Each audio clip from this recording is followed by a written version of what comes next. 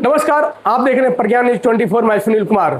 चुनाव प्रचार के दौरान प्रशांत किशोर ने बांकीपुर के विकास को लेकर कई बड़ी दावे किए थे। उन्हें रोजगार, शिक्षा, स्वास्थ्य, सड़क, ट्रैफिक, जल निकासी और आधुनिक सुविधाओं की बात करते हुए कहा कि बांकीपुर देश के सबसे विकसित विधानसभा क्षेत्रों में शामिल करने का प्रयास किया जाएगा।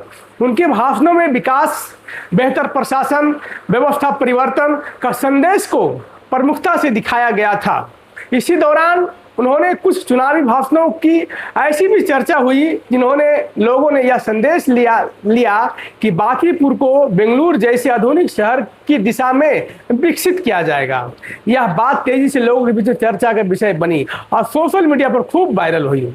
लेकिन जीत के बाद दिए गए उन्होंने हालिया बयानों को लेकर अब विपक्ष और कई लोग सवाल उठा रहे हैं। उनका कहना है कि अब प्रशांत किशोर यह स्पष्ट कर रहे हैं कि किसी विधानसभा क्षेत्र को सीधे बेंगलुरु बना देना संभव नहीं है और विकास एक लंबी तथा चरणबद्ध प्रक्रिया होता है। उनका जो यथार्थवादी विकास मॉडल प्रशासनिक सुधारों पर अधिक दिखाई देता है। यहीं से राजनीतिक बहस शुरू हो गई है। विपक्ष आरोप लगा रहे हैं कि चुनाव के समय बड़े बड़े सपने दिखाए गए, जबकि अब उन वादों को भाषा बदल गई है। दूसरी ओर जनसुराज प्रशांत किशोर के समर्थकों का कहना है कि उनके बयानों को संदर्भ से काट कर पेश किया गया है। उनका दावा है कि उनके उद्देश्य हमेशा बेहतर विकास का था, न कि किसी शहर को हूबहू नकल करना। राजनीति में चुनावी भाषण और सरकार या जनप्रतिनिधि के रूप में जिम्मेदारी निभाने का दौरान दिए गए बयान अक्सर अलग संदर्भ में होते हैं। चुनाव के समय जनता के विजन दिखाया जाता है, जबकि जीत के बाद योजनाओं का वास्तविक संसाधनों, बजट, प्रशासनिक प्रक्रियाओं के अनुसार ही लागू करना पड़ता है।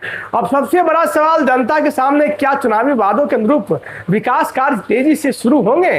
क्या बांकीपुर की सड़कें, शिक्षा व्यवस्था, स्वास्थ्य सेवाएं, बुनियादी सुविधाएं बेहतर होगी, या फिर यह विवाद केवल राजनीतिक बयानबाजी तक ही सीमित रह जाएगा? फिलहाल इतना ही कि बांकीपुर की जनता अब वादों से आगे बढ़कर जमीन पर काम देखना चाहती है। आने वाले महीनों में विकास कार्यों की रफ्तार ही तय करेगी कि चुनावी घोषणाएं कितनी सफल साबित होती है।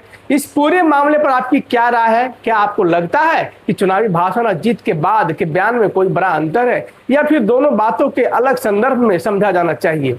अपनी राय हमें कमेंट में बॉक्स में जरूर बताएं। अगर आपको यह विश्लेषण पसंद आया हो तो वीडियो को लाइक करें, शेयर करें। प्रज्ञान न्यूज 24 को सब्सक्राइब करना ना भूलें। धन्यवाद।